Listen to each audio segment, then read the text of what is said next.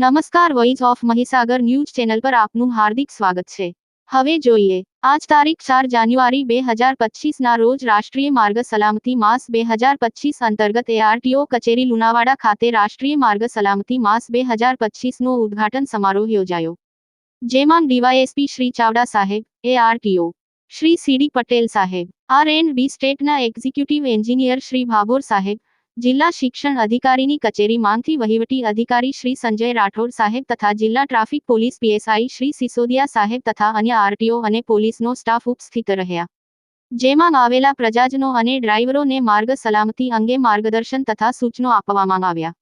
રાષ્ટ્રીય માર્ગ સલામતી માસ 1 જાન્યુઆરી 2025 ની 31 જાન્યુઆરી સુધી યોજનાર છે, જેમાં RTO તથા પોલીસ દ્વારા વિવિધ અવેરનેસ કાર્યક્રમ જેવા કે શાળા કોલેજોમાં સેમિનાર, ચિત્ર સ્પર્ધા, રોડ સેફટી સ્લોગન સાથે પતંગ વિતરણ તથા વિવિધ તાલુકાઓમાં રોડ સેફટી ડ્રાઈવ, ભારે વાહનોમાં રેડિયમ રિફ્લેક્ટર, શેરી નાટકો, રોડ સેફટી પેમ્પલેટ વિતરણ, એન્જિનિયરિંગમાં જરૂરી સુધારાઓ જેવા પ્રોગ્રામ કરવામાં આવનાર છે।